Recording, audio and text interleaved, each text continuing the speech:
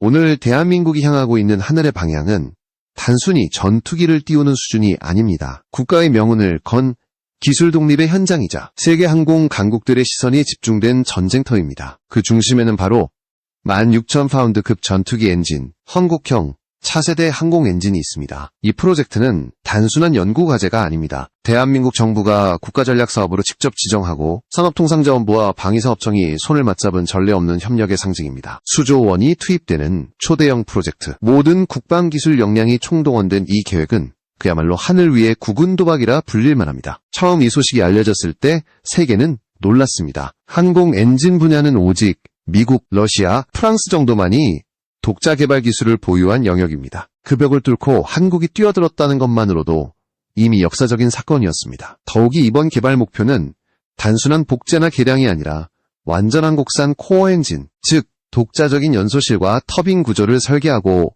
소재부터 제어까지 100% 자립하는 수준을 목표로 하고 있습니다. 이 말은 곧 한국이 외국의 기술 이전 없이 독자적으로 하늘을 가를 힘을 손에 쥐겠다는 선언과 다름없습니다. 그동안 한국은 KF-21 사업을 통해 전투기 개발 역량을 입증했지만 엔진만큼은 미국산 F414에 의존해야 했습니다. 이로 인해 정비, 개량, 부품 공급 등 모든 단계에서 외국 기업의 승인 절차를 거쳐야 했고 한 번의 정치적 문제나 수출 통제만으로도 사업 전체가 흔들릴 위험이 있었습니다. 실제로 KF-21 개발 초기에 미국의 기술 이전 거부로 일정이 지연되었던 사건은 한국 방산 역사에 깊은 상처를 남겼습니다. 그때의 좌절이 오늘의 결심으로 이어졌습니다. 이번만큼은 더 이상 남의 허락을 기다리지 않겠다는 것입니다. 정부는 산업통상자원부를 전면에 내세워 소재, 부품, 장비 기술을 통합 지원하고 방위사업청은 전체 시스템 설계와 인증 절차를 주관합니다. 이른바 투트랙 전략입니다.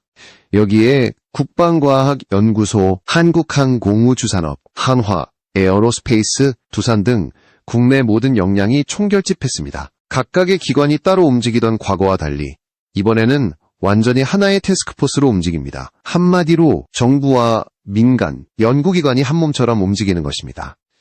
이 사업이 특히 주목받는 이유는 엔진의 추력이 16,000파운드라는 점입니다. 왜 하필 16,000인가? 왜 14,000이나 18,000이 아닌가? 그 속에는 명확한 계산이 숨어 있습니다. 현재 KF-21에 장착된 F414 엔진은 기본 추력 약 14,000파운드, 애프터버너 사용 시 최대 22,000파운드 수준입니다. 여기에 2,000파운드의 여유 추력을 더하면 전투기의 기동성과 무장 탑재 능력이 폭발적으로 향상됩니다. 이는 단순히 성능 향상이 아니라 해외 수출 경쟁력의 핵심입니다. 높은 추력은 곧 더 빠른 속도, 더 긴 항속거리, 더 강한 무장 탑재력으로 이어지며 세계 시장에서 한국형 전투기의 가치를 단숨에 끌어올리는 요소가 됩니다. 그러나 추력을 16,000파운드로 올리는 것은 말처럼 쉬운 일이 아닙니다. 엔진의 온도는 1,500도를 넘기고 금속은 녹기 직전의 한계에서 버텨야 합니다. 이 고열을 견디기 위해 필요한 합금 소재, 초정밀 냉각 기술, 터빈 블레이드 구조는 세계적으로도 몇 나라만이 완벽히 구현할 수 있습니다. 그래서 이번 프로젝트의 성패는 소재 기술에 달려있다고 해도 과언이 아닙니다. 두산이 바로 이 부분을 맡고 있습니다. 이미 발전용 가스터빈을 국산화하며 초내열 합금 소재 기술을 축적한 두산은 항공기 엔진용 소재 국산화의 선봉에 섰습니다. 여기에 하나 에어로스페이스가 조립과 제어 시스템을 담당하며 완벽한 시너지를 이루고 있습니다. 이 협업은 단순한 기업 간 계약이 아닙니다. 대한민국이 처음으로 하늘을 스스로 띄우는 기술을 만들기 위한 결의의 상징입니다. 해외 전문가들은 이 소식에 놀라움을 감추지 못했습니다. 한국이 드디어 엔진에 손을 댔다는 헤드라인이 각국의 국방 전문지에 오르내렸습니다. 일부 유럽 분석가들은 이 프로젝트가 완성되면 한국은 항공기 완전 독립국이 된다고 평가했습니다. 그만큼 16,000파운드급 엔진의 등장은 단순한 기술 개발이 아닌 국가 위상의 재정의입니다. 한국 정부는 이 사업을 최소 10년 이상 장기 프로젝트로 설정했습니다. 조급하게 완성된 엔진이 아닌 100% 자립형 기술로 완성된 엔진을 원합니다. 실패를 두려워하지 않겠다는 결심이 담겨 있습니다. 이번만큼은 꼭 해낸다. 이것이 개발진의 한결같은 목소리입니다. 과거 전차 파워팩 국산화 성공 이후 불가능은 더 이상 변명일 수 없다는 자신감이 그들의 어깨를 떠받치고 있습니다. 그리고 그 첫 번째 단계가 지금 시작되고 있습니다. 한국형 16,000파운드급 전투기 엔진의 시대, 그 서막이 열린 것입니다. 16,000파운드급이라는 수치는 단순한 숫자가 아닙니다. 전투기의 생명인 추력과 직결되는 핵심 변수이며 이 수치 하나가 미래 항공 전력의 판도를 바꿀 수 있습니다. 기존 KF-21에 적용된 F414 엔진은 미국 제너럴 일렉트릭이 개발한 것으로 안정적이지만 한계가 명확했습니다. 항속 거리와 상승률, 고고도에서의 제가속 능력에서 미묘한 차이가 발생했습니다. 한국은 그 간극을 스스로 메우겠다는 결심을 한 것입니다. 단 2,000파운드의 상승이지만 실제 전투 환경에서는 기동성과 작전 효율성을 좌우하는 치명적인 차이가 됩니다. 전투기란 단 한순간의 가속, 단 몇 초의 추력이 생사를 가르는 기계이기 때문입니다. 더 큰 의미는 따로 있습니다. 16,000파운드급 엔진이 완성되면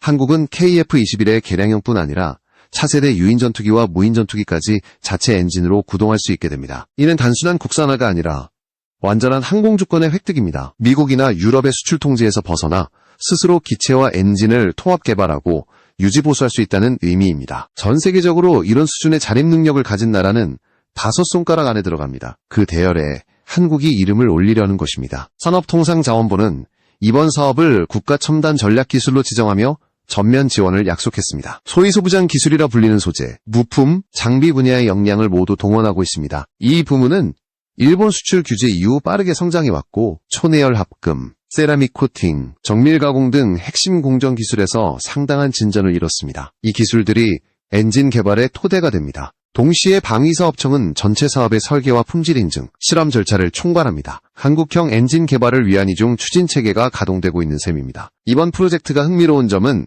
경쟁 구도입니다. 그동안 한국의 전투기 엔진 분야는 한화 에어로스페이스가 사실상 독점하다시피 했습니다. F404와 F414 엔진의 면허 생산과 정비를 담당하면서 독보적인 위치를 유지했지만 이제는 두산이 새로이 가세했습니다. 두산은 발전용 가스터빈을 국산화하며 세계 시장에서도 기술력을 인정받은 기업입니다. 이들이 가진 초고온 합금 소재 기술과 냉각 기술은 전투기 엔진의 핵심입니다. 정부는 경쟁이 혁신을 부른다는 점에서 두 기업의 동반 참여를 긍정적으로 평가하고 있습니다. 한화가 가진 정밀 조립 및 제어 기술, 두산의 소재 연구 역량이 결합되면 완전히 새로운 시너지가 만들어질 것입니다. 물론 쉬운 길은 아닙니다. 엔진 개발은 모든 기계공학 분야 중에서도 가장 복잡하고 정밀한 영역으로 꼽힙니다. 연소실에서 생성된 1500도 이상의 고온 가스가 터빈을 돌리고 그 에너지가 추력으로 변환됩니다. 단 한 번의 균열이나 불균형이 발생해도 엔진 전체가 폭발할 수 있습니다. 시험 단계에서는 수백 번의 폭발과 실패가 반복되며 그 과정을 견뎌야만 진짜 기술이 남습니다. 그래서 세계 주요 항공국들이 엔진 기술을 절대 이전하지 않는 것입니다. 그들은 이 기술을 국가 생존의 무기로 보기 때문입니다. 이러한 기술 장벽을 넘기 위해 한국은 처음부터 장기전을 준비했습니다. 개발 기간만 최소 10년, 필요하다면 15년 이상을 내다보고 있습니다. 단기 성과가 아니라 독립적 기술 생태계를 만드는 것이 목표입니다. 소재를 연구하는 기업, 실험 데이터를 분석하는 연구소, 조립 라인을 설계하는 엔지니어까지 하나의 거대한 유기체처럼 연결됩니다. 정부는 이를 하늘을 위한 국가 인프라 구축이라고 부릅니다. 단순히 엔진 하나를 만드는 것이 아니라 한국의 항공산업 기반을 완전히 새로 짓는 것입니다.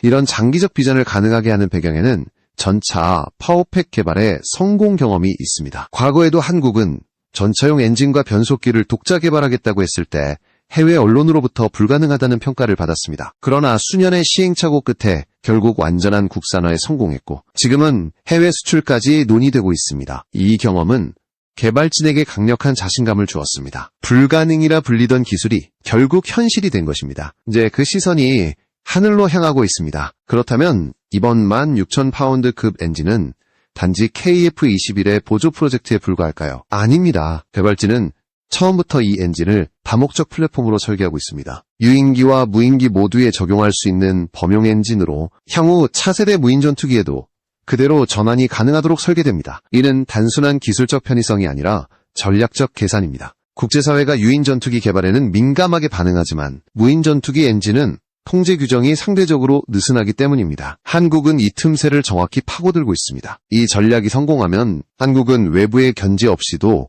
고출력 엔진을 완성할 수 있는 유일한 국가 중 하나가 될 것입니다. 이제 본격적인 기술 경쟁의 무대는 눈앞에 펼쳐집니다. 엔진 개발에서 무엇보다 중요한 것은 핵심 소재와 시험, 인프라입니다. 초내열 합금의 미세 구조를 제어하고 블레이드에 적용할 복합 코팅을 개발하며 내부 냉각 경로를 설계하는 일은 한 사람의 천재가 해결할 문제가 아닙니다. 수많은 연구자와 현장 기술자가 서로의 데이터와 실패를 공유하며 천천히 해답을 만들어야 합니다. 두산은 바로 그 소재 연구의 전면에 섰습니다. 발전용 가스터빈 개발 과정에서 얻은 초내열 소재와 세라믹 복합체 관련 노하우는 전투기 엔진용 응용으로 연결될 수 있는 잠재력을 지니고 있습니다. 한화에어로스페이스는 정교한 조립 기술과 엔진 제어 소프트웨어를 책임집니다. 엔진 제어 장치의 알고리즘은 추력과 연료 소비를 실시간으로 조율하고 비상 상황에서는 자동으로 엔진을 보호하는 역할을 합니다. 이 제어 소프트웨어의 신뢰성은 전투기의 생존성과 직결됩니다. 결국 소재와 제어 기술은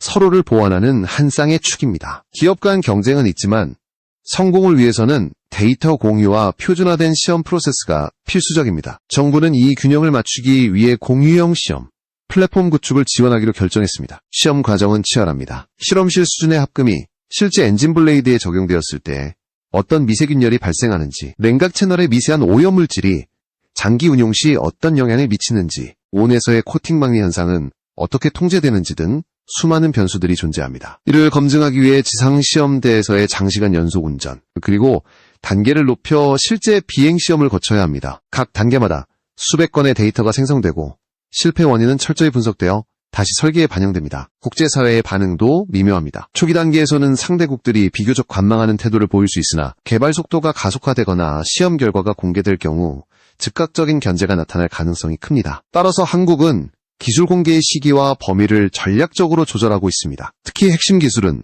단계적으로 내수화하여 외부 의존도를 낮추는 한편 표준 부품이나 주변 장치는 국제 협력을 통해 기술을 보완하는 방식으로 리스크를 분산시키고자 합니다. 재정과 일정 관리도 또 다른 관건입니다. 대형 국책사업 특성상 예산 초과와 일정 지연은 불가피한 위험입니다. 이를 완화하기 위해 정부는 중간 목표를 명확히 설정하고 각 단계별 핵심 성과 지표를 공개하여 프로젝트의 투명성을 확보하려 합니다. 또한 민간 기업들은 자체적으로 리스크 풀을 구성하거나 국제 공동 연구를 통해 일부 비용을 분담하는 전략을 마련 중입니다. 인력 양성 또한 병행되어야 합니다. 엔진 설계와 제조에는 고도의 전문 인력이 필요합니다. 대학과 연구소, 기업 간 산학 연계를 강화해 실험 데이터 해석과 시뮬레이션 능력을 갖춘 인재를 확보하는 것이 필수입니다. 이를 위해 정부는 장기 연구 펀드와 장학 프로그램을 통해 차세대 엔지니어를 양성하는 계획을 이미 가동하고 있습니다. 마지막으로 시장 전략입니다. 완성된 엔진은 국내 군수용 외에도 수출을 염두에 둔 상업적 가치가 큽니다. 한국은 기체와 엔진, 정비 패키지를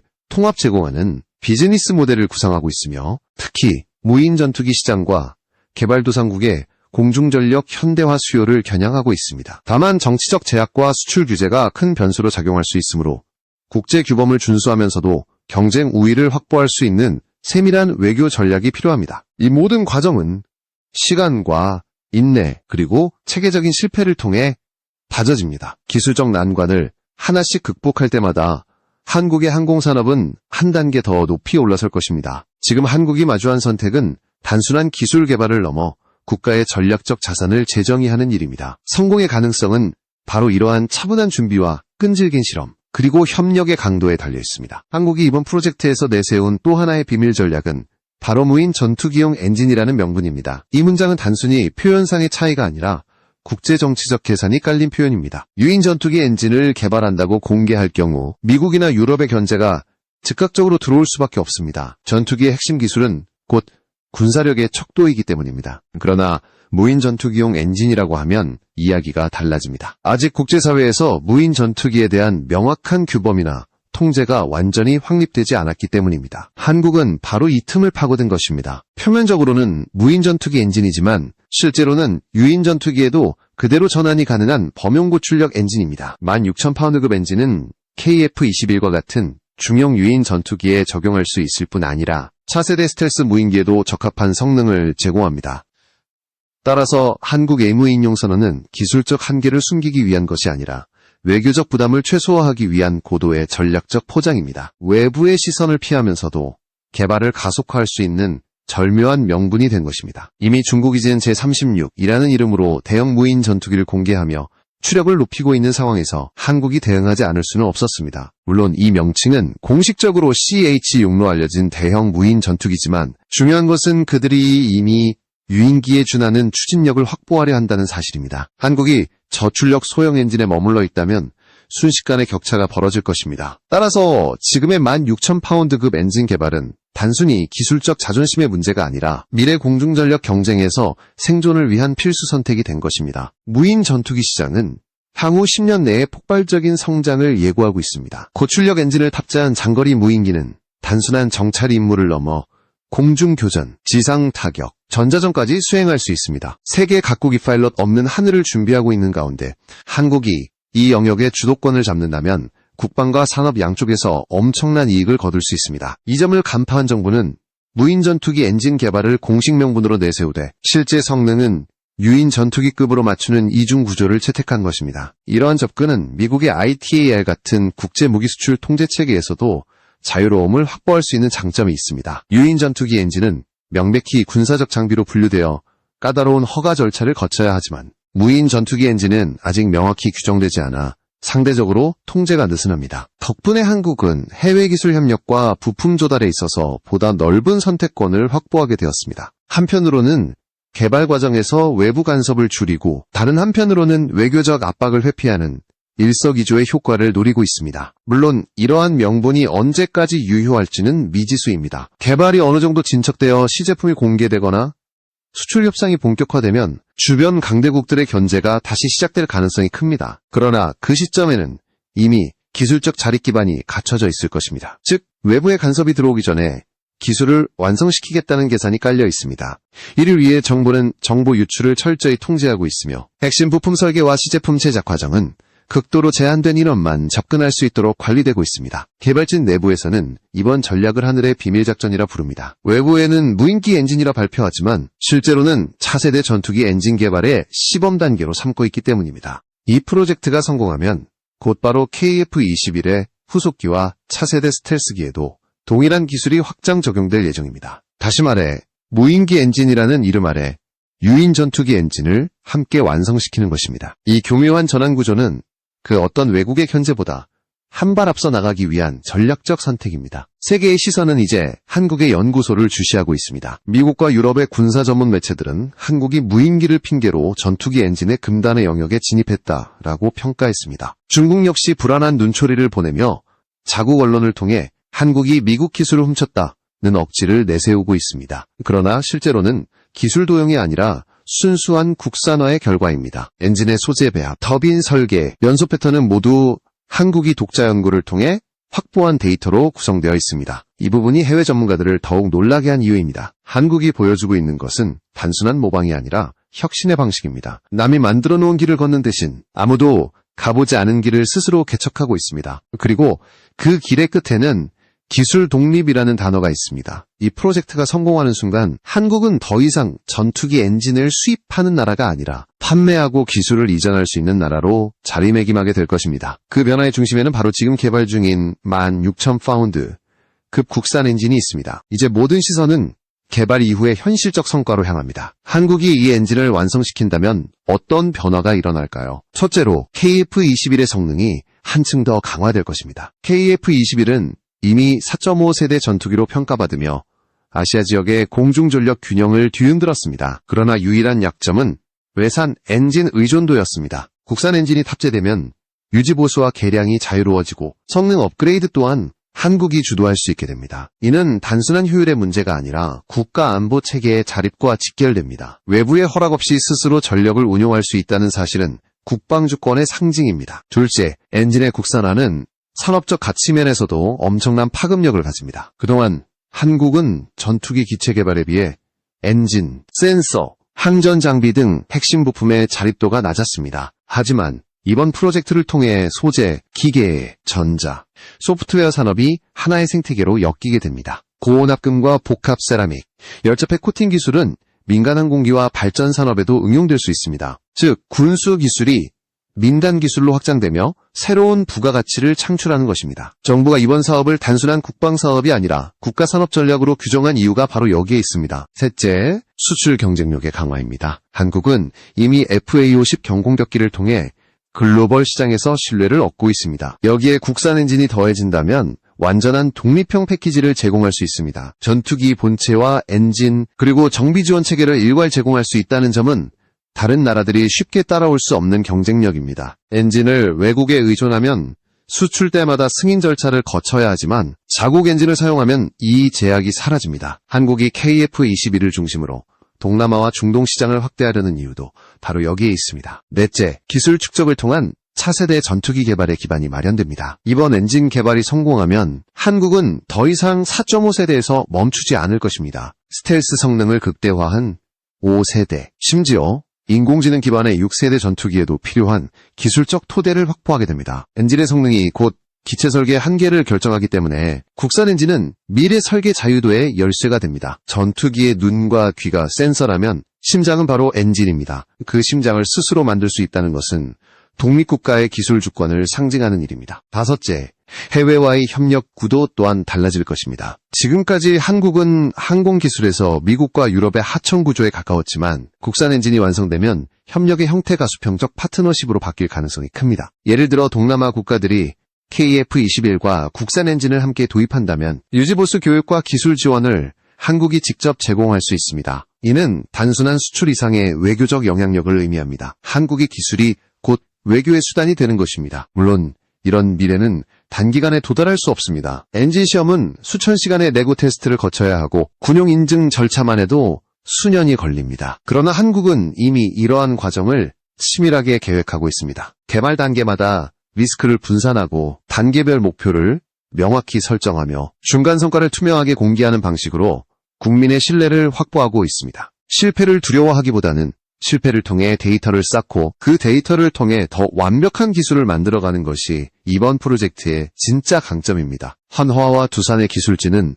이번 엔진은 단순한 기계가 아니라 한국 기술력의 상징이라고 말합니다. 실제로 시험 설비에서 연소 테스트가 시작될 때 그 굉음은 단순한 소리가 아니라 한국 기술의 심장이 뛰는 소리로 느껴질 것입니다. 불가능하다는 말이 사라진 자리에는 오직 도전과 신념만 남았습니다. 세계가 의심할 때 한국은 실험실에서 묵묵히 결과로 답하고 있습니다. 전차 파워팩 개발 때 그랬듯이 이번에도 수많은 시행착오 끝에 결국 해낼 것이라는 믿음이 있습니다. 국제방산 전문가들은 이미 경계의 눈으로 이 프로젝트를 주시하고 있습니다. 만약 한국이 10년 이내에 이 엔진을 완성한다면 아시아에서 유일하게 미국과 유럽의 독점 체계를 흔드는 국가가 됩니다. 단지 기술의 문제가 아니라 국제 무기시장의 권력구도 자체가 바뀔 수 있습니다. 한 전문가는 16,000파운드급 엔진은 단순한 추진체가 아니라 한국의 미래 국방 철학이 응축된 상징이라고 평가했습니다. 그만큼 이번 도전은 기술 이상의 의미를 지니고 있습니다. 이제 남은 것은 결과뿐입니다. 수많은 부품이 하나의 시스템으로 맞물리고 초당 수천 번의 회전 속에서도 흔들림 없는 안정성을 확보하는 순간 한국은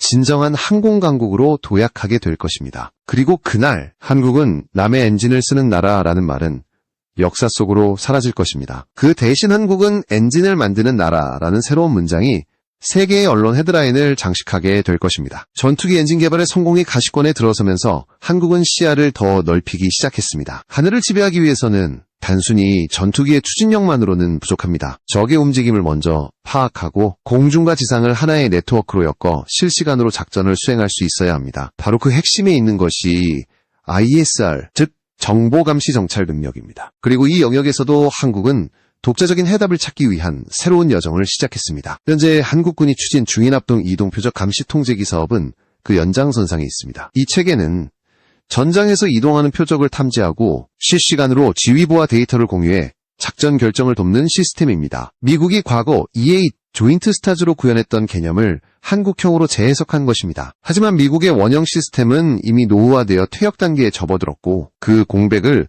한국이 스스로 메우려 하고 있습니다. 바로 이 지점에서 국산 기술의 진가가 다시 발휘되고 있습니다. 대한항공과 레이시온, 노스럽 그루먼, LIG 넥스원 등 국내외 기업이 참여하여 각자의 솔루션을 제시했습니다. 대한항공과 레이시온은 아이스타-K 모델을 선보이며 유럽제 항공 플랫폼을 기반으로 한 전자주자식 레이더 시스템을 제안했고, 노스럽 그루먼은 G50 비즈니스 제트기에 지상감시 레이더와 통제체계를 결합한 스타즈-K를 공개했습니다. 여기에 한국항공우주산업과 이스라엘 IAI가 참여 의사를 밝히며 국제적인 경쟁 구도가 형성되었습니다. 한국의 기술 수준이 세계 시장에서 인정받고 있다는 증거입니다. 이 사업의 본질은 단순한 정찰기가 아닙니다. 합동 이동 표적 감시 통제기는 공중의 눈과 귀이자 전장의 두뇌 역할을 합니다. 전선에서 움직이는 적의 기갑부대와 미사일 포대를 실시간으로 추적하고 수집된 정보를 전투기나 포병, 미사일 부대에 즉시 전송합니다.